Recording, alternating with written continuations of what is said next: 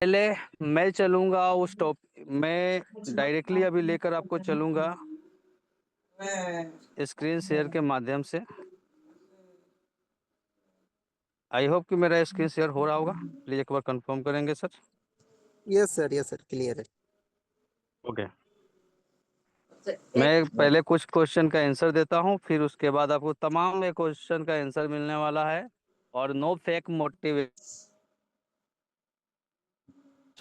Only education. सबसे पहली number चीज़, अपनी लिक्विडिटी 9 मिलियन का कंप्लीट हो चुका है, तो ये हम सभी के लिए बहुत अच्छी बात है। मीटिंग में आइए सर, मीटिंग मीटिंग कंटिन्यू है, ठीक है। 9 मिलियन की लिक्विडिटी अपना कंप्लीट हो चुका है, ये अपने लिए सबसे बड़े खुशी की बात है। और मैं आपको बताऊं, जब मैं कंटिन्यू किया था इस प्लान को तो 5 लाख, केवल ओनली 5 लाख डॉलर का लिक्विडिटी था। यहाँ पे तो भाई आप लोग आए हैं तो मिलियन में दिखने को मिल रहा है। हम लोगों को ज्वाइन होने के कुछ दिन के बाद मिलियन दिखने को मौका मिला था, ठीक है। उसके बाद में मैं ज़्यादा इधर टाइम स्पेंड नहीं करूँगा। लगभग 6 महीना 25 दिन हो चुके हैं, यानी लगभग 7 महीने सिस्टम को चलते हुए हो चुका है, यानी 16 नवंबर से सिस्टम रन कर रहा है, ठीक है। मैं ज़्यादा इधर टाइम स्पेंड किए बिना मैं चलूँगा उस टॉपिक पे। पहले क्लियर करूँ कि आखिरकार ये रेट इंक्रीज क्यों नहीं हो रहा है, टोकन का रेट बढ़ क्यों नहीं रहा है, वो हमारे लिए हेल्दी है या अनहेल्दी है या कुछ प्रॉब्लम है। इस तमाम क्वेश्चन का आंसर मिलेगा। सीधा मैं चलता हूँ ब्लॉकचेन के ऊपर, और ब्लॉकचेन के ऊपर मैं सीधा डाटा उठाऊंगा और यहाँ से पूरी क्लियरिटी देने का प्रयास करूंगा,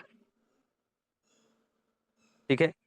अब एक और चीज़ है, यहाँ पे समझ लीजिए, यहाँ पे कई क्वेश्चन का आंसर आपको मिलने वाला है। यहाँ पे टोटल सप्लाई आप देख रहे हैं, टोटल सप्लाई क्या है सर, 2,80,09,218 टोकन की टोटल सप्लाई है, राइट। यहाँ पे टोटल सप्लाई आपको देखने को क्या मिला है, 2,80,00,000। और नो डाउट ये जो सप्लाई है अपना कंटिन्यू बढ़ते रहता है, क्योंकि अपना मिंटिंग फंक्शन है। टोटल होल्डर्स की संख्या क्या है सर, 30,119 टोटल होल्डर्स की संख्या है। ट्रांसफर की संख्या एक यहाँ पे दिया हुआ है। टोटल जो वैल्यूएशन है, वो पहले ये मार्केट वैल्यूएशन आपको देखने का मौका नहीं मिलता था। जैसे 6 मंथ कंप्लीट हुआ टोकन का ना, ये मार्केट वैल्यूएशन दिखने को मिलने लगा, लेकिन ये पहले नहीं दिखने को मिलता था, ठीक है। एक सज्जन हमको मिले थे आज से 3 महीना पहले, जब मैं बिहार के ट्रिप में गया था। उन्होंने बोला सर ये मार्केट वैल्यूएशन नहीं दिखा रहा है, डेट मीन्स आपका प्रोजेक्ट स्कैम है। हमने उनको बोला भाई साहब ये अभी लो डाटा है इस सिस्टम का, इसलिए शो नहीं कर रहा है। वो व्यक्ति मानने को ही तैयार नहीं था, क्योंकि उसके अप्लाई ने बता दिया था, जो बता दिया था वो रट लिया था, ठीक है ना, कि नहीं नहीं ये स्कैम है, ठीक है। तब उन भाई साहब के लिए अच्छा है, ये दिखा सकते हैं। और वो आई होप कि रावत सर के टीम संतोष जी के डायरेक्ट में कोई लीडर था, तो आप उनको डाटा ये भेज सकते हैं संतोष जी, कि देख लो भाई डाटा आ गया, ठीक है। तो देखिए सर, ब्लॉकचेन में जब वर्किंग होती है तो जो एकदम लो वाला डाटा होता है, उस लो डाटा को नहीं दिखा पाता है। स्टार्टिंग का प्रोजेक्ट होता है तो ऐसा होता है, बाद में तमाम चीज़ें आने लगते हैं। अब मैं चलता हूँ होल्डर्स में, और होल्डर्स में यहाँ पे पूरा डाटा दिखाने का हम प्रयास करते हैं। चलिए, अब जरा यहाँ पे समझिए, ये जो नोट लगा हुआ है ये क्या है सर, ये कॉन्ट्रैक्ट का साइन होता है, यानी ये कंपनी के साथ में कॉन्ट्रैक्ट बना हुआ है। अब ये जो कॉन्ट्रैक्ट है ना, इस कॉन्ट्रैक्ट में सबसे ज्यादा टोकन पड़ा हुआ है, ठीक है। अब यहाँ पे अगर आप देखेंगे तो यहाँ पे क्या है सर, 1,25,00,000 टोकन इसमें पड़ा हुआ है। उसके बाद 5880 में 7,27,000 टोकन पड़ा हुआ है। अब एक्चुअली में ये बैलेट क्या है इसको समझिएगा। अच्छा, इसको समझाने से पहले मैं एक चीज क्लियर करता हूँ।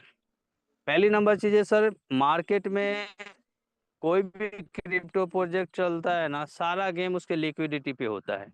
स्कैम भी होता है ना तो लिक्विडिटी को ही निकाला जाता है, लिक्विडिटी निकाल कर ही स्कैम की जाती है। लिक्विडिटी खत्म, टोकन खत्म। तो यहाँ पे आपने पहला काम क्या देखा कि हमारा जो लिक्विडिटी है ऑलरेडी लॉक है, और लॉक लिक्विडिटी में भी एक टाइम वाला लॉक नहीं है। अब टाइम वाला लॉक नहीं है, इसकी क्या प्रूफ है? तो सर इस पे क्लिक करेंगे जब लिक्विडिटी के ऊपर ना आप, तो यहाँ पे ऊपर में आपको देखने का मौका मिलेगा, सॉरी यहाँ पे 99.99% बर्न। अब यहाँ पे भी कुछ लोगों के क्वेश्चन आएंगे, सर पहले 100% शो हो रहा था, अब 99.99 क्यों शो हो रहा है? सर इसका वैलिड रीजन क्या है? एक्चुअली में आप भी जो ये लिक्विडिटी ऐड होता है, अपना लिक्विडिटी सिस्टम से ऑटोमेटिकली ऐड होता है। जो एएलएस है वो एएलएस लिक्विडिटी ऐड करता है।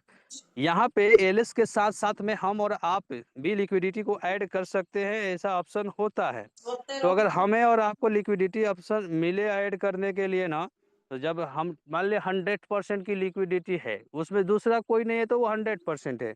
लेकिन जैसे कोई तीसरा व्यक्ति उसमें लिक्विडिटी ऐड करने लगे ना, तो वहाँ पे वो परसेंटेज डाउन हो जाता है। तो वहीं पे यहाँ पे देखिए, ये अलग अलग कुछ कॉन्ट्रैक्ट है जो लोग भी लिक्विडिटी को ऐड कर रहे हैं, ठीक है ना। तो लिक्विडिटी अगर हम और आप ऐड कर रहे हैं तो उसे हम और आप रिमूव कर सकते हैं कभी भी। चीज़ों को समझिएगा, लिक्विडिटी अगर हम और आप ऐड कर रहे हैं तो हम और आप कभी भी रिमूव कर सकते हैं, क्योंकि हमारा जो एलपी टोकन होता है ना, वो नल एड्रेस पे शिफ्टेड नहीं होता है, ठीक है ना। हमारा एलपी टोकन नल एड्रेस पे थोड़े है, क्योंकि नल एड्रेस पे अगर एलपी टोकन चला गया मतलब हम अपने ना डॉलर को निकाल सकते हैं ना टोकन को, मतलब अपनी एलपी जो हमने दिया सिस्टम को विड्रॉल ही नहीं कर पाएंगे। इसीलिए हमारा जो एलपी होता है वो हमारे पास ही होता है।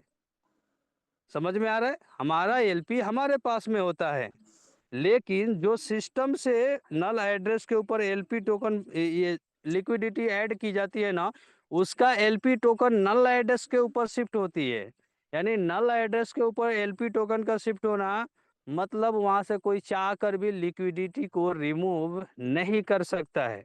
तब सिंपल बात है, ये सिस्टम से ऐड हो रहा है तो कोई रिमूव नहीं कर सकता है, लेकिन हम और आप जब ऐड करेंगे तो उसको निकालेंगे। तो इसीलिए ये जो यहाँ पे जो डाटा आपको देखने को मिल रहा है 99.99%, तो सबसे पहले नंबर से ये जो लिक्विडिटी है ये 99.99% लॉक इसलिए दिखा रहा है क्योंकि इसमें दूसरा कोई पार्टिसिपेट करके थोड़ा सा माइनर डाटा को चेंज कर दिया है।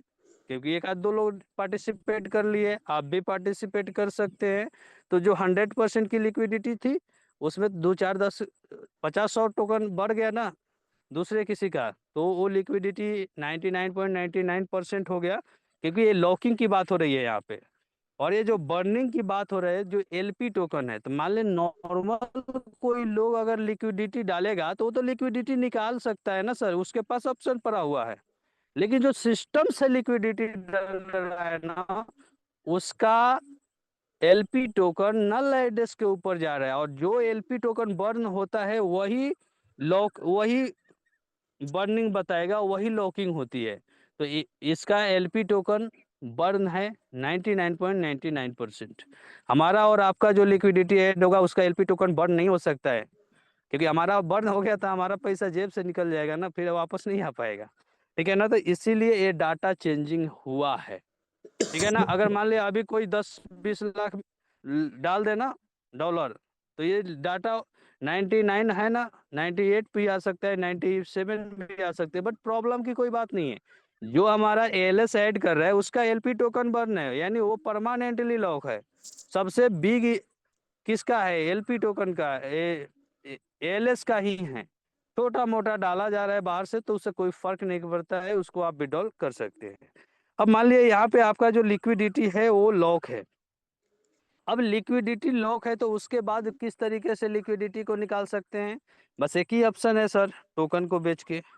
आप एआईपीएफ को बेचिए और वहां से आप अपने लिक्विडिटी को रिमूव करिए। अब जिसके पास टोकन होगा वही तो लिक्विडिटी को निकाल पाएगा। अब टोकन किसके किसके पास है ये तो हम ब्लॉकचेन से चेक कर सकते हैं कि हाँ यहाँ यहाँ लिक्विडिटी पड़ा हुआ है, ठीक है। अब एक और ऑप्शन होता है, एक लिक्विडिटी होल्डर्स और दूसरा होता है नया टोकन की मिंटिंग का ऑप्शन। तो सबसे पहली नंबर चीज मैं क्लियर कर दूं कि यहाँ पे क्रिएटर के पास ऑप्शन नहीं है कि वो नया टोकन को बना सके, यानी क्रिएटर नया टोकन नहीं बना सकता है। अब एक दूसरा ऑप्शन है कि भाई हो सकता है कि पहले से बना के रख लिया हो, तो वहां से स्कैम हो सकती है। तो आइए जरा उसको भी हम लोग चेक करते हैं, और उसी को चेक करने के लिए हमें और आपको ब्लॉकचेन के ऊपर जाना है। ठीक है, पहली नंबर चीज है, एलपी लिक्विडिटी को डायरेक्टली निकालना इम्पॉसिबल है, क्योंकि ये टाइम बॉन्ड वाला नहीं, परमानेंटली लॉक लिक्विडिटी है, क्योंकि एलपी टोकन नल एड्रेस पे शिफ्टेड है। दूसरी नंबर चीज है, नया टोकन बनाने की अथॉरिटी क्रिएटर के पास है नहीं कि वो बना पाएगा। अब तीसरी नंबर चीज है, अब तीसरी नंबर चीज क्या है कि यहाँ पे होल्डिंग में पड़ा हुआ कितने होल्डर्स है, होल्डर्स से ही अब लिक्विडिटी निकल सकता है। अब हम होल्डर्स में अगर जाएंगे तो यहाँ देखेंगे कि क्या होल्डर्स है, तो नीचे स्क्रॉल करते हैं और यहाँ पे देखते हैं। देखिए सर, सबसे ज्यादा होल्डिंग कहाँ पड़ा हुआ है, यहीं पे पड़ा हुआ है ना। उसके बाद छठा के बाद अगर जाएंगे तो क्या देख रहे हैं सर, 14,000, 9,000, 8,000, 7,000, 6,000। क्या लगता है ये छोटा छोटा छोटा छोटा जो टोकन पड़ा हुआ है, इससे आप स्कैम कर लेंगे? नहीं सर, कभी भी छोटा टोकन से ना मार्केट हिलता भी नहीं है। अगर हिलेगा ना तो यहीं पे पड़ा हुआ टोकन से हिल सकता है। कौन? ये पहला है, 1,25,00,000 बैठ लेके बैठा है, 72 लाख लेके बैठा हुआ है, ये 42 लाख लेके बैठा हुआ है, ये 20 लाख लेके बैठा हुआ है, ये 15 लाख लेके बैठा हुआ है। ठीक है ना, ये 85,000 से भी मार्केट हिला नहीं पाएगा। ठीक है ना, तो ये यहीं पे पड़ा हुआ ये जो टोकन है ना, यही टोकन मार्केट को हिलाने की औकात रखता है। बाकी ये छोटा वाला टोकन ना कुछ नहीं उखाड़ पाएगा ये मार्केट का। ठीक है, तो छोटा जो होल्डर्स पड़ा हुआ है ना, तो सबसे पहले नंबर चीज देखिए, ये जो 6 कॉन्ट्रैक्ट पड़ा हुआ है ना, ये 6 के 6 कॉन्ट्रैक्ट कंपनी के साथ में कनेक्टेड है। बचा हुआ जो एड्रेस आप देख रहे हैं, इसमें क्या है, टोकन बहुत कम पड़ा हुआ है। ये जो हमारा और आपके जैसा बैलेट है, नॉर्मल एड्रेस है जिस पे टोकन पड़ा हुआ है, यहाँ से स्कैम करना पॉसिबल नहीं है, छोटा है, इससे कुछ नहीं कर पाइएगा। जो पड़ा हुआ है यहीं पे, अब इसी को समझना जरूरी है। अगर हम इसे समझ जाए, पूरा पिक्चर क्लियर हो जाएगा। अब इसको समझिए, जो 44 बी है, ये ट्रेजरी का कॉन्ट्रैक्ट है, जिसमें अगले 250 दिन तक रिवार्ड का कैपेसिटी होता है। यानी अगर आज से ज्वाइनिंग आना बंद हो जाए ना, तो अगले 250 दिन तक यहाँ से रिवार्ड हमें और आपको मिल सकती है, इतनी क्षमता इस ट्रेजरी के पास होता है। इसीलिए यहाँ पे 1,25,57,000 टोकन पड़ा हुआ है। ठीक है, तो ये जो ट्रेजरी के पास पड़ा हुआ जो टोकन है ना, इस टोकन का ऑनरशिप रिनाउंस है, मतलब यहाँ से चाह कर भी इस ट्रेजरी से फंड नहीं निकाल सकता भाई। समझते चलिएगा चीजों को।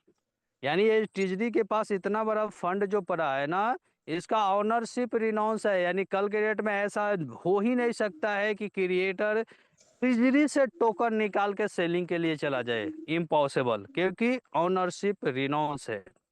दूसरी नंबर चीज है, ये 5880, 5880 पे हम और आप स्टेक करते हैं, तो स्टेकिंग कितना, 72,74,000 टोकन जो है अभी तक स्टेक हो चुका है। तो ये स्टेकिंग टोकन ना कभी भी अभी सेलिंग के लिए नहीं आ सकता, ये 360 दिन के बाद ही सेलिंग के लिए आएगा। ये नहीं है कि पहले कॉन्ट्रैक्ट साइन कौन किया है सर, हमारी वैलेट एड्रेस से कॉन्ट्रैक्ट साइन हुआ है ना, तो जब वो कॉन्ट्रैक्ट साइन कल के डेट में जब अनस्टेक करते हैं, तो फिर आप कॉन्ट्रैक्ट को ब्रेक करते हैं, तो कॉन्ट्रैक्ट ब्रेक होगा तो वो आप ही के एड्रेस में आएगा टोकन, ऐसा नहीं कि दूसरा कोई वहां से उठा के लेकर जा सकता है। नेबर, ये टोकन भी मार्केट में सेलिंग के लिए नहीं आ सकता है। तीसरा एएलएस है, जिसके पास में सर 42 लाख टोकन पड़ा हुआ है। आपको भी पता है कि एएलएस का भी ओनरशिप रिनाउंस है, और आप सबको पता है कि एएलएस का काम क्या है, तो एएलएस का ओनरशिप रिनाउंस है, यानी इस ये भी टोकन सेलिंग के लिए मार्केट में अचानक से नहीं आ सकता है। उसके बाद 2D6, ये लिक्विडिटी है, 20 लाख टोकन लिक्विडिटी में है। ये जो 268 है ना, 15,43,000, यही टोकन है जो सभी लोगों को अभी तक रिवार्ड आया हुआ है। जितने लोग भी सिस्टम में कनेक्टेड है, जो डेली 1% का आरओआई आता है, यही पड़ा हुआ है, 15,43,000। और ये सेल टैक्स गया हुआ है किसको, क्रिएटर को। चलिए, यहाँ तक चीजें समझ में आ चुका होगा। अब यहाँ पे सर टोटल अगर देखा जाए तो यहाँ पे बाकी सब लॉक है, यही टोकन तो सप्लाई के तौर पे कभी भी आ सकता है ना। यानी हमारा टोटल सप्लाई 2 करोड़ 80 लाख की है, लेकिन रियल में जो हमारा सप्लाई निकल कर आ रहा है, सर्कुलेटिंग सप्लाई जो मार्केट में कभी भी सेलिंग के लिए आ सकता है, वो क्या है? 15,43,000। क्योंकि सर जिसको रिवार्ड मिल गया उस रिवार्ड को कभी भी आप विड्रॉल तो कर सकते हैं आप डेली बेसिस पे। अब ये 15,43,000 टोकन है जो कभी भी सेलिंग के लिए आ सकता है, बस यही डाटा तो है ना सर। जब आप देखिएगा, जब आप विड्रॉल करते हैं तो 26 जो कॉन्ट्रैक्ट है ना, इसी कॉन्ट्रैक्ट से आपको रिवार्ड आता है। ठीक है, अब हम चलते हैं इसका ऑपरेशन करने की। चले भाई ठीक है, अगर यहाँ पे 15,43,000 टोकन है, ये जो एएलएस है ना, एएलएस को पता है। अब थोड़ा उसका एल्गोरिदम मैं आपके साथ शेयर कर दूं। एएलएस का काम क्या है सर? एएलएस के पास में यूएसडीटी और प्लस में टोकन दोनों अवेलेबल होता है, ठीक है ना। तो यूएसडीटी का काम, सॉरी, एएलएस का काम क्या है? जैसे रेट में 6% की पंपिंग हो जाता है ना, उसके बाद एएलएस एक्टिवेट हो जाता है। और एएलएस अपने जैसे रेट बढ़ रहा है कंटिन्यू, तो एएलएस अपने पास से टोकन निकालता है और कंटिन्यू सेलिंग करने लगता है। और जब सेलिंग करता है ना, तो सेलिंग करने के बाद जो डॉलर उसको मिलता है और जो टोकन वो सेल किया रहता है, वो दोनों को ऐड करके, दोनों को लेकर ना वही लिक्विडिटी में ऐड कर दिया जाता है। जो अभी हमने आपको एलपी दिखाया, तो वो जो सेलिंग करता है उससे जो डॉलर मिलता है उसी को उठा के लिक्विडिटी में ऐड करता है। इसीलिए सर एएलएस तो सिस्टम का पार्ट है ना। और एएलएस सेलिंग कहाँ से कर रहा है? ट्रेजरी से इसको टोकन आता है, और जो डॉलर आता है वो डॉलर कहाँ से आता है? डॉलर विड्रॉल प्रोसेस से आता है।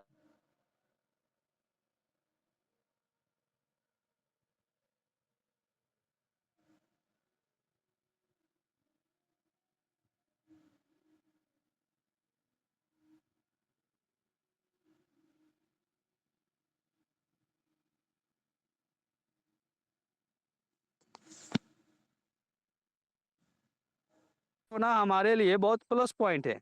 कुछ लोग को पता नहीं है तो बेचैन होते हैं, सर ये तो रोज रेट रेट गिरा दे रहा है। सर ये रेट गिरा नहीं रहा है, ये हमारे सिस्टम को स्ट्रॉन्ग कर रहा है, लिक्विडिटी को बड़ा कर रहा है। और रेट अगर नहीं गिराएगा तो कितना बड़ा बवाल हो सकता है, अभी मैं दिखाने वाला हूँ। ठीक है, अब हम एएलएस के, ये जो एएलएस है एईएफ, इसको हमने कॉपी किया और इसको ओपन करते हैं। अब देखते हैं सर एएलएस के पास कितना फंड पड़ा हुआ है। अगर आप यहाँ पे देखेंगे एक, तो कितना फंड पड़ा हुआ है?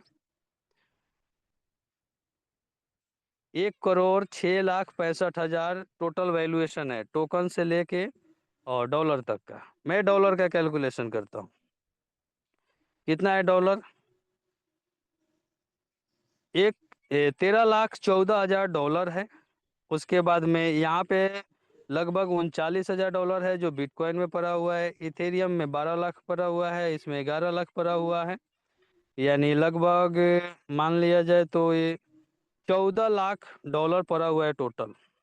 ये जो पड़ा हुआ है ना, 14 लाख डॉलर पड़ा हुआ है। ये सर सिस्टम का ना मेन बेस यही है, इसी को समझना जरूरी है। यानी 14 लाख डॉलर यहाँ पे पड़ा हुआ है एएलएस के पास में। अब आइए पूरा मैकेनिज्म हम लोग समझते हैं। यानी 14 लाख डॉलर यहाँ पे पड़ा हुआ है, इसको याद रखिएगा। एएलएस की कैपेसिटी अभी डॉलर के रूप में क्या है सर? 14 लाख की। इसको, इस डाटा को याद रखिएगा ना, टोटल लोगों का क्वेश्चन का आंसर आप दे सकते हैं। अब आपके लिए सेलिंग के लिए तैयार टोकन कितना है? 15,43,000। अब 15,43,000 को अगर देखा जाए तो 32 लाख डॉलर वैल्यूएशन होगा ना टोटल। अगर टोकन मान लिया सर बाइंग प्रेशर बिल्कुल क्लोज हो जाए, ओनली सेलिंग प्रेशर आने लगे मार्केट में, यानी अगर मार्केट में स्कैम की स्थिति आ जाए कि चलो भाई मार्केट को अब गिरा देना है, वैसे कंडीशन में क्या हो सकता है मैं उसको दिखाने का प्रयास करूंगा। सर टोटल जो टोकन पड़ा हुआ है 15,43,000 टोकन है। इसका अगर वैल्यूएशन क्या होगा? 32 लाख डॉलर। अब 32 लाख डॉलर का टोकन सेलिंग के लिए तैयार है, अभी अभी फिलहाल में तैयार है। अगर बाइंग प्रेशर एकदम कट कर दी जाए, कोई नया ज्वाइनिंग होने लगे,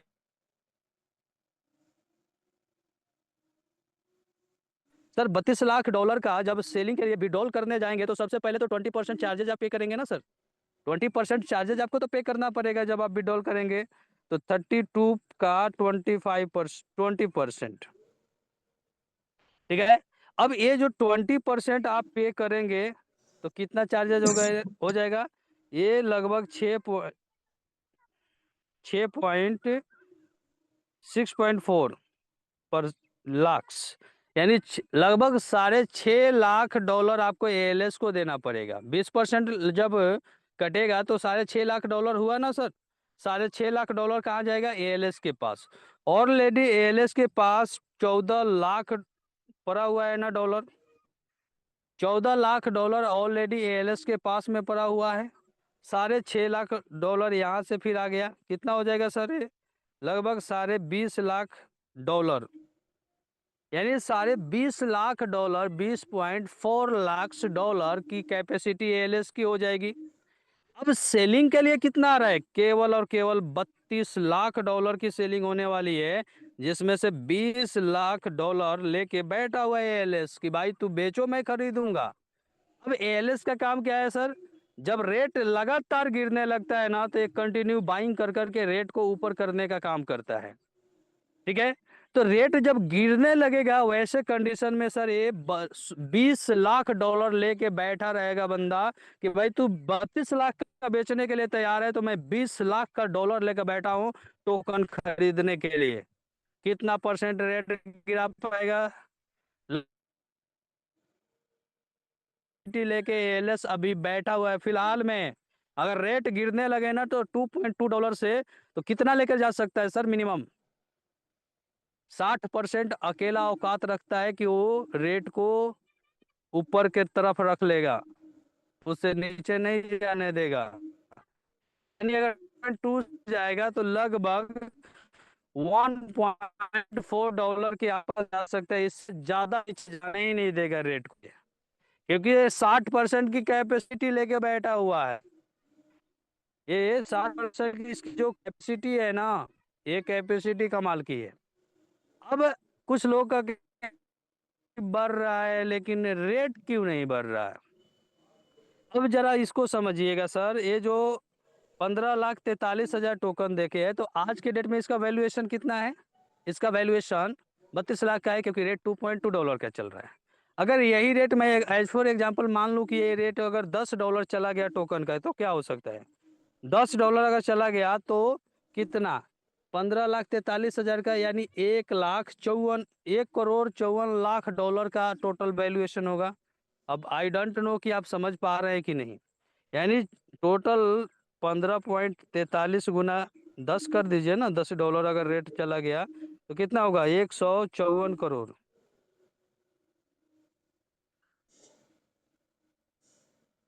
एक सौ चौवन करोड़, एक सौ चौ सॉरी 1.54 करोड़, यानी $1,54,00,000 का टोटल वैल्यूएशन हो जाएगा ना टोकन का। अब 1,54,00,000 टोकन की अगर सेलिंग आने लगे अचानक से तो क्या होगा, इसका 20% चार्जेज एएलएस के पास जाएगा। तो 20% चार्जेज इसका क्या होगा, लगभग 20% चार्जेज इसका अगर आप निकाल ले 1.5 का 20% लगभग मान लीजिए $31 लाख लगभग एएलएस के पास जाएगा। इसका 20% अगर आप निकालेंगे तो $31 लाख जाएगा ना।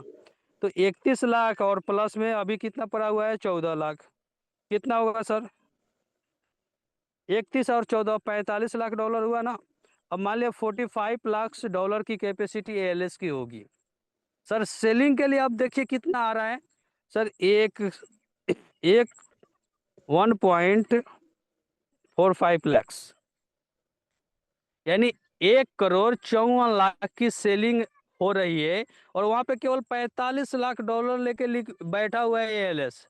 अब रेट कितना गिर सकता है सर, जो 60% की औकात लेके अभी बैठा हुआ है ना 2.2 के रेट से, अगर उसका रेट टोकन का चला गया $10 ना, तो समझ रहे हैं सर इसकी औकात ना केवल 20% की बच जाएगी, यानी रेट जो आज 2.2 है ना, उसको सीधा और सीधा $0.5 के नीचे लेकर जाया जा सकता है, यानी 0.30 में रेट जा सकता है टोकन का।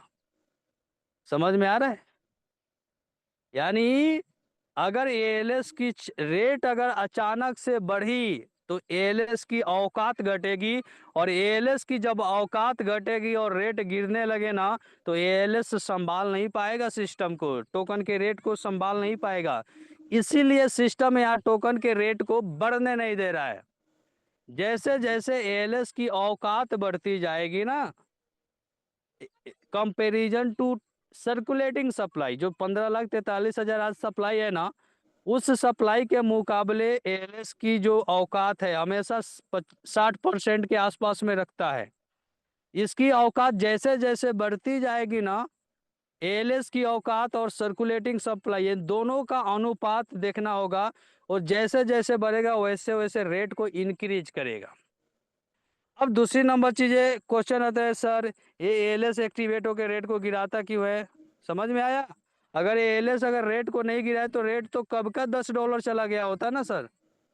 अगर आज से एएलएस एक्टिवेट होना बंद हो जाए तो ये रेट कब्बे का $10 चला जाएगा, $20 चला जाएगा। तो अगर $20 जाएगा तो पूरी दुनिया प्रॉफिट बुकिंग करेगी ना सर। सर अगर मान लिया आपने $1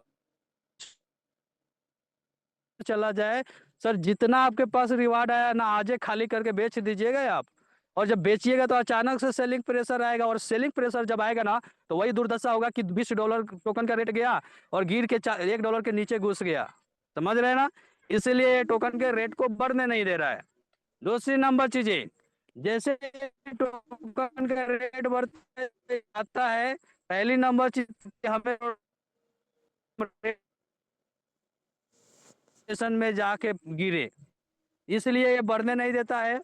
दूसरी नंबर चीजें, अगर ये रेट नहीं गिराएगा, एएलएस एक्टिव होके ना सेलिंग नहीं करेगा, तो सर लिक्विडिटी आपका बढ़ेगा कैसे? सर एएलएस ही एक्टिवेट होता है, सेलिंग करता है, तो उससे जो डॉलर आता है, टोकन आता है, वही तो लिक्विडिटी में ऐड किया जाता है। तो सर इसका ओपन होना जरूरी है।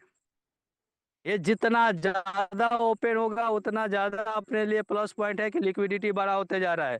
और इसीलिए सर याद रखिएगा, रेट अगर नहीं बढ़ रहा है तो हमारे और आपके लिए अच्छी बात है। ठीक है ना? जैसे जैसे एलएस की कैपेसिटी बढ़ेगी रेट बढ़ेगा। सर कम से कम हम लोग उस स्टेज में तो है कि रेट बढ़ नहीं रहा है, लेकिन रेट गिर भी तो नहीं रहा है। सर गिरा पाएगा क्या कोई? अगर सेलिंग प्रेशर भी है तो 60% की औकात लेके एलएस बैठा है, उससे नीचे नहीं गिरा पाएगा कोई। लेकिन ऐसा थोड़े ना है कि एकदम बाइक बंद हो जाएगी। ठीक है, तो ये चीजें समझ में आ गया। आई होप की पूरी क्लियरिटी आपको मिल रही होगी। अब यही तमाम चीजें का आंसर मार्केट में घूम रहा है। ठीक है ना? इसी पूरा का पूरा मैकेनिज्म आई होप कि आपको समझ में आ चुका होगा कि रेट क्यों नहीं बढ़ रहा है, अगर रेट बढ़ेगा तो क्या प्रॉब्लम हो सकती है, एएलएस क्यों एक्टिवेट होता है, अगर एक्टिवेट ना हो तो क्या प्रॉब्लम हो सकती है। ठीक है ना? आई होप की आंसर आपको मिला होगा। अब मैं चलता हूँ, बात करता हूँ टॉपिक के ऊपर। सर आज से 2-3 महीना पहले जब हम लोगों ने शुरू किया था ना, उस समय एक वीडियो आया था 16 मिनट का। आज वीडियो मिलता है ना, तो वीडियो जैसे ही मिलता है एकदम बेचैन हो जाता है लोग, अरे यार गड़बड़ है कहानी। तो सबसे पहले मैं बता दूं, उस वीडियो में क्लेम कुछ नहीं किया गया। वहाँ पे उन्होंने क्लेम क्या किया कि सर यहाँ पे जो ये जो हिस्ट्री है ना, इसमें जो B7A है ना वो बहुत सेल करता है। अब उसको ये नहीं पता, उसको कौन समझाया कि भाई B7A हमारा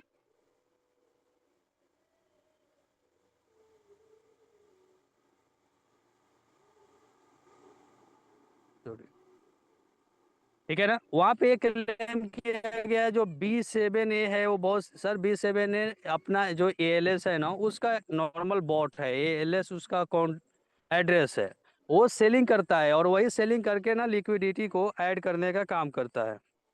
ठीक है, तो यहाँ पे चलते हैं, ऐड और रिमूव के ऑप्शन पे चलते हैं। ठीक है, तो यहाँ पे चलते हैं, ऐड और रिमूव के ऑप्शन पे चलते हैं। ठीक है, तो यहाँ पे चलते हैं, ऐड और रिमूव के ऑप्शन पे चलते हैं। ठीक है, तो यहाँ पे चलते हैं, ऐड और रिमूव के ऑप्शन पे चलते हैं। ठीक है, तो यहाँ पे चलते हैं, ऐड और रिमूव के ऑप्शन पे चलते हैं। ठीक है, तो यहाँ पे चलते हैं, यहाँ पे देखिए ये जो B7A है,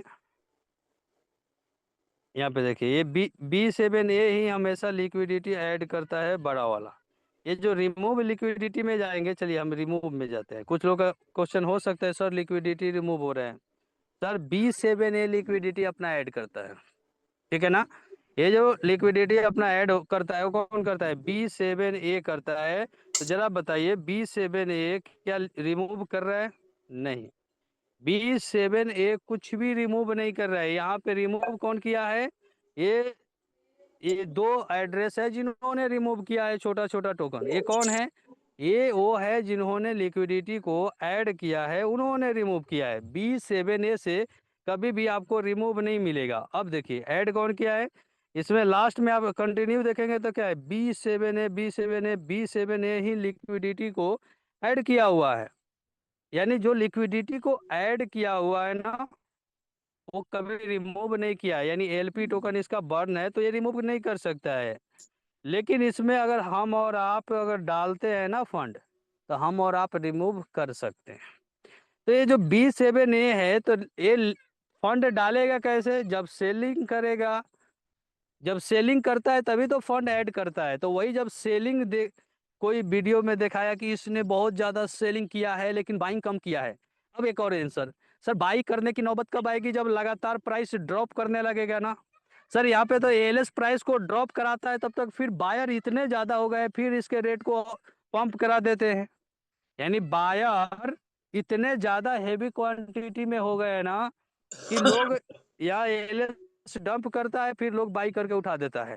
तो अभी तो ALS नीचे से एक्टिवेट होने का नौबत नहीं है कि डॉलर से टोकन खरीदे। इसीलिए इसके पास जितना डॉलर अभी जा रहा है ना, सब बिंदास पड़ा हुआ है। सर आने वाले टाइम में ये जो ALS है ना, अभी और जो प्रोजेक्ट इसका लंच होने वाला है ना, और प्रोजेक्टों से भी ALS के पास में फंड जाएगा। और जब और प्रोजेक्टों से ALS के पास में फंड जाएगा तो ALS की कैपेसिटी तेजी से बढ़ेगी। और जब ALS की कैपेसिटी तेजी से बढ़ेगा तब धीरे धीरे रेट को उठाएगा ये, ठीक है ना। क्योंकि ऐसा नहीं कि एक विड्रॉल प्रोसेस ही इसकी जान नहीं है। हालांकि नो डाउट विड्रॉल प्रोसेस जान है, लेकिन और भी ऑप्शन मिलेगा ALS की कैपेसिटी बढ़ाने के लिए इन फ्यूचर, जब इसका और भी मिला होगा। ठीक है, तो उस वीडियो में बस यही क्लेम किया था बहुत ज्यादा सेलिंग कर रहा है लेकिन बाई कम कर रहे हैं। घंटा यार रेट नीचे जाएगा तब तो बाई करेगा ना B7A। B7A का काम क्या है? बाई और सेल दोनों करना। लेकिन रेट तो नीचे गिर ही नहीं रहा है। लगातार जब ज्यादा रेट गिरने लगेगा तब तो ALS एक्टिवेट होकर बाई करना शुरू करेगा। यहाँ तो ALS एक्टिवेट बाइंग करता है, तो ALS को नीचे बाई करने की नौबत आ कहाँ रही है? तो उस वीडियो में बस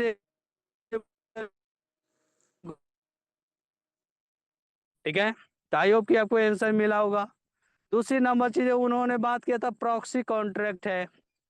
जो 5 AI लगा हुआ है, उस 5 AI का प्रॉक्सी कॉन्ट्रैक्ट है। लेकिन उसको ये नहीं पता कि भाई जब प्रॉक्सी कॉन्ट्रैक्ट अगर कोई भी चीजें को चेंजिंग करना होगा तो विदाउट प्रॉक्सी कॉन्ट्रैक्ट चेंजिंग नहीं हो सकता है सर।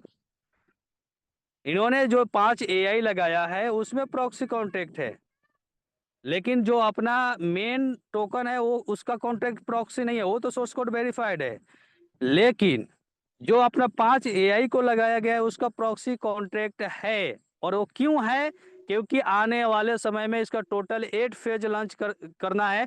तो 8 फेज जब लॉन्च करना है तो प्रॉक्सी कॉन्ट्रैक्ट की वजह से ही वो पॉसिबल हो पाएगा। क्योंकि कोई भी फेज लॉन्च होगा तो इस 5 AI के साथ ही तो कनेक्शन होगा ना उसका। ये 5 AI मिलकर ही तो पूरी सिस्टम को रन कराएंगे, करा रहे हैं और कल भी कराएंगे। तो इस 5 AI के साथ में उसको इंक्लूड करने के लिए, एल्गोरिदम को सेट करने के लिए प्रॉक्सी का होना जरूरी है। अगर प्रॉक्सी नहीं होगा तो कोई चेंजिंग पॉसिबल नहीं है। तो प्रॉक्सी है,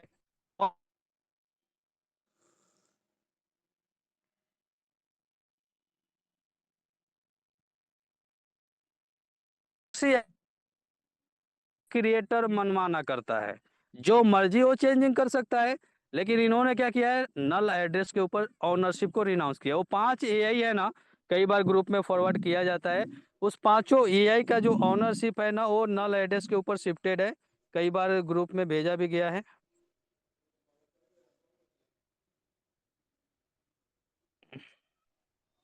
बताना इसमें। मैंने कई बार ग्रुप में भेजा है, आई होप कि कई बार। हाँ यही तो है सर, इसका ऑनरशिप देखिए ना जाके सर, ऑनरशिप नल एड्रेस के ऊपर शिफ्टेड है। तो जब नल एड्रेस के ऊपर ऑनरशिप शिफ्टेड होता है ना, यहाँ पे देखिए है ना, प्रीवियस ऑनर और न्यू ऑनर कौन है, नल एड्रेस है सबका, पांचों एआई का जो ऑनरशिप है नल एड्रेस पर होगी तो डाउ वोटिंग होगी।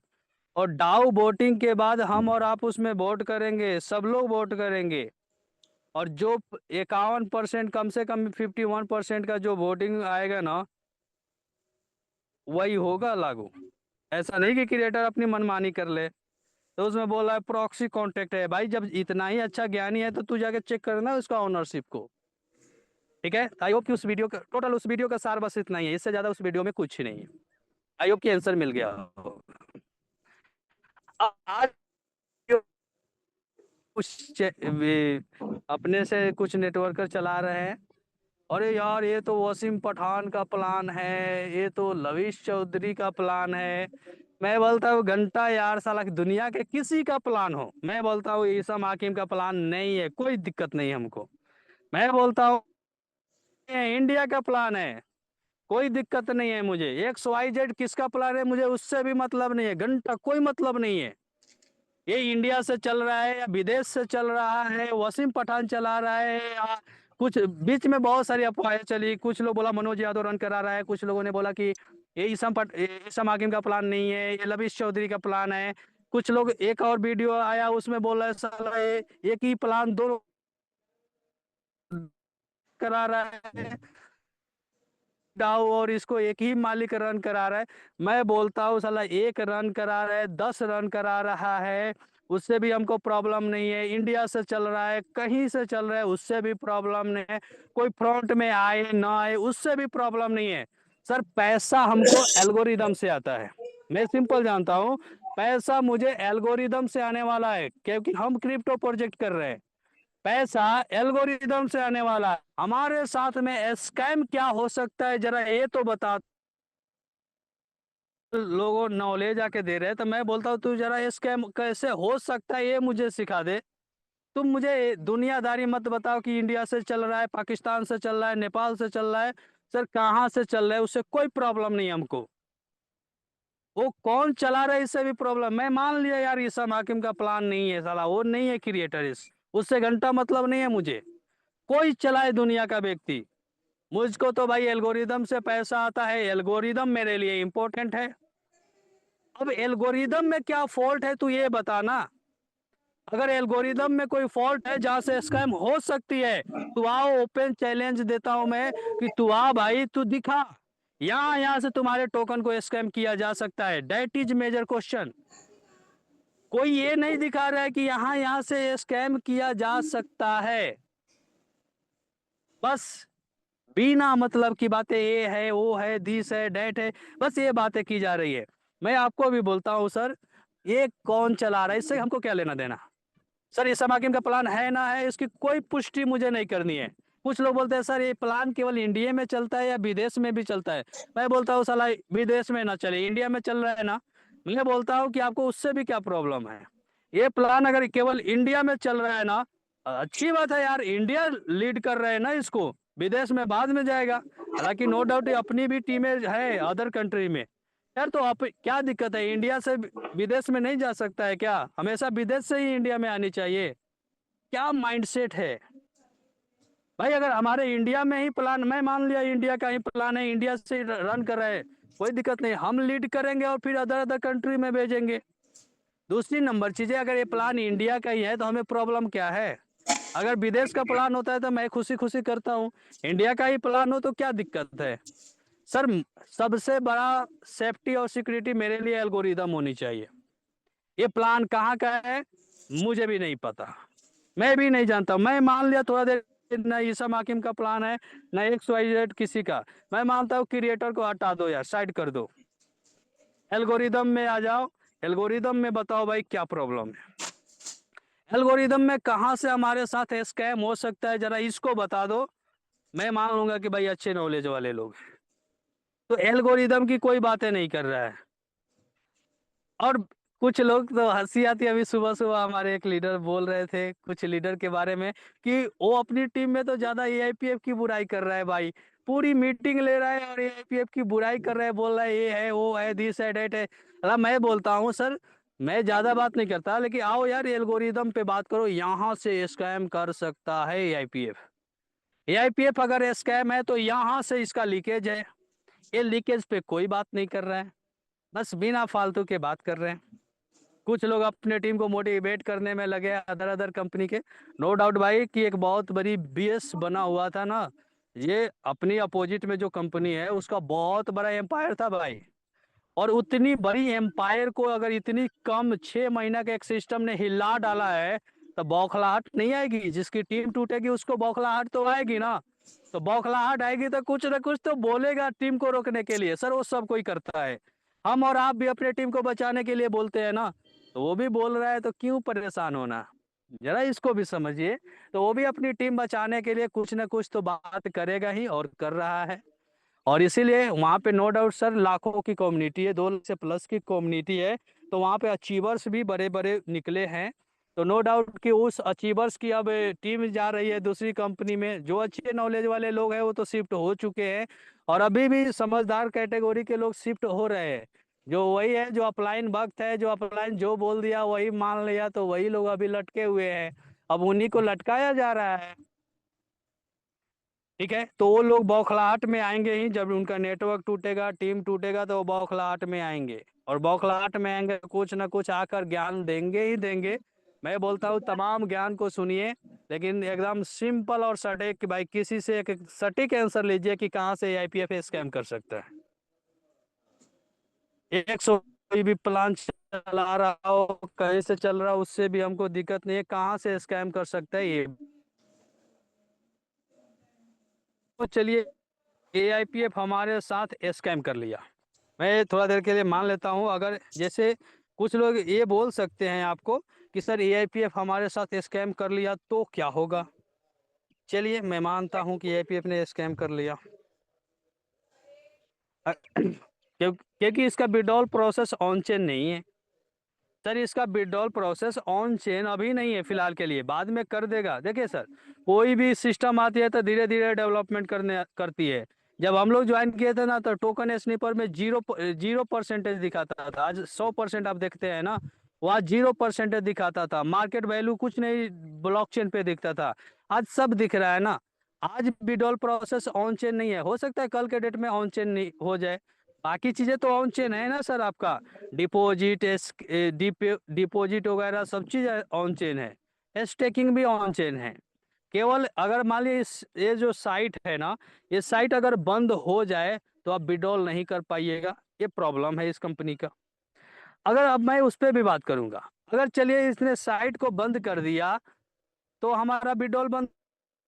चलिए साइट अगर बंद इन्होंने कर दिया तो इसको क्या मिलेगा, क्रिएटर को क्या मिलेगा?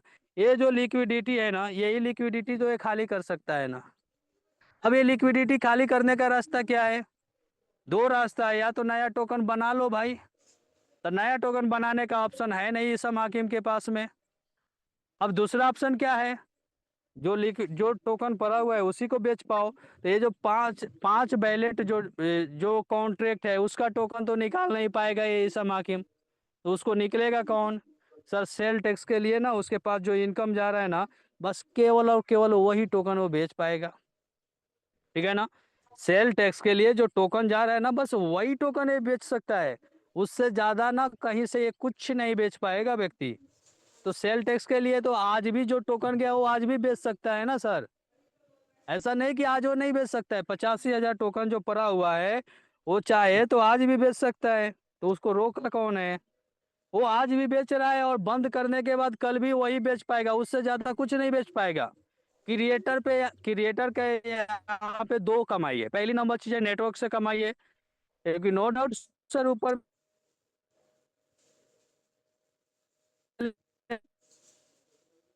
कमाई जाएगी। और दूसरी नंबर चीज है जो सेल टैक्स उसके पास में जा रहा है ना 5%, वो कमाई हो रही है। उसके अलावा ये स्कैम क्या घंटा कर पाएगा? क्या लेके जाएगा? यहाँ पे देखिए, ये जो 85,000 टोकन है ना 56C, यही सेल टैक्स जाता है। तो सर सेल टैक्स कब जाता है? जब आप टोकन को डॉलर में कन्वर्ट करते हैं तो सेल टैक्स जाता है। ठीक है। तो सर सिस्टम जब तक चलता रहेगा तभी तो हम और आप सेल टैक्स देंगे। सिस्टम बंद हो जाएगा तो सेल टैक्स तो आप देंगे नहीं। तो सेल टैक्स को उसको तभी मिलेगा जब सिस्टम चलेगा, टीम का इनकम तभी मिलेगा जब सिस्टम चलेगा। सिस्टम बंद हो जाएगा तो ये दोनों इनकम उसका बंद हो जाएगा। तो ये सर ये जो 85,000 टोकन इसके पास गया है ना, वो आज भी चाहे तो बेच सकता है, कोई प्रॉब्लम नहीं है, और बेचता ही है, समय समय पे बेचते रहता है। तो उसका प्रॉफिट तो तभी है जब सिस्टम चलेगा। अगर बंद हो जाए तो क्या निकालेगा? यही 85,000 टोकन बेच के जितना डॉलर निकल सकता है लिक्विडिटी से उतने निकलेगा, इससे ज्यादा कुछ नहीं निकलेगा। समझ रहे? इससे ज्यादा कुछ नहीं निकल सकता है। इससे ज्यादा क्या निकाल लेगा जरा आप बताइए। आप अगर बंद कर दिया, कई बार जब बंद होता है तो लोगों को डर होता है, मैं बोलता हूँ बंद ही कर दे यार, साला क्या लेके जाएगा तू, ले जा, कुछ लेके नहीं जा सकता है। ठीक है। तो आई होप कि आपको आंसर मिल पाया होगा। नो डाउट कुछ शब्द हमारे ऐसे वैसे निकले होंगे, वो मतलब थोड़ा सा निकल जाता है फ्लो फ्लो में।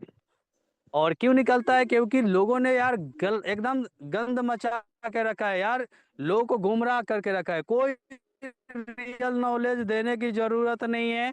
एक वीडियो मुझे एक व्यक्ति ने भेजा, बोला सर ये फलाने कंपनी का ना V6 लीडर है, बहुत बड़ा लीडर है सर, जरा इसको देखिएगा।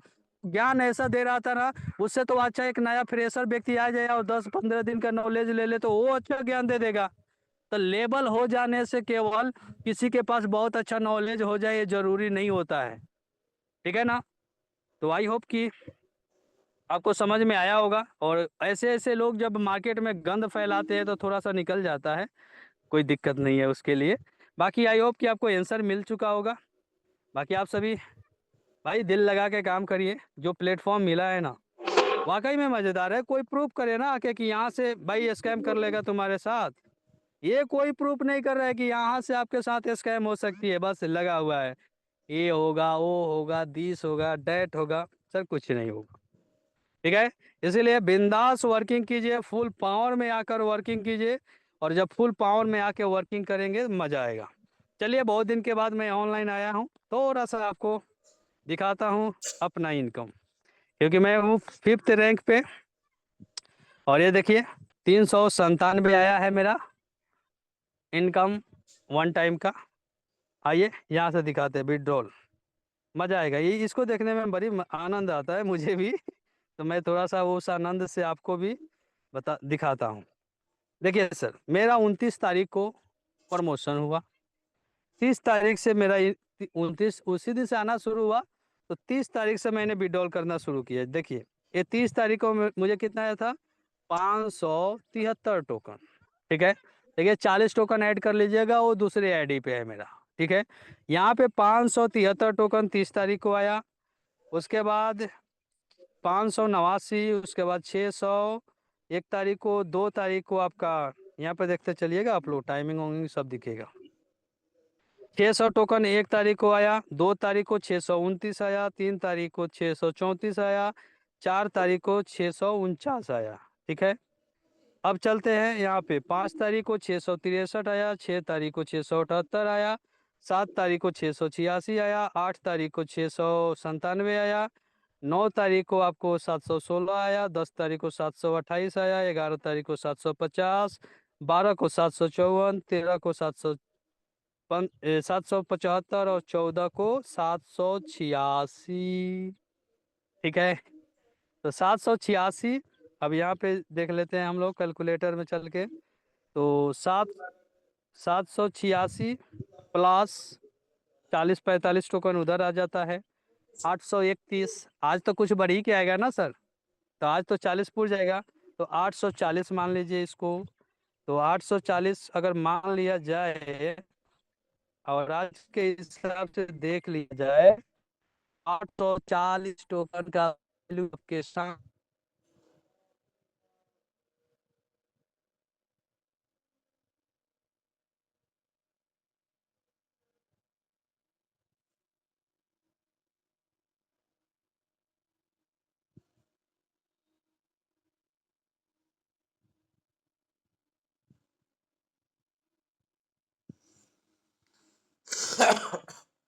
सकता है।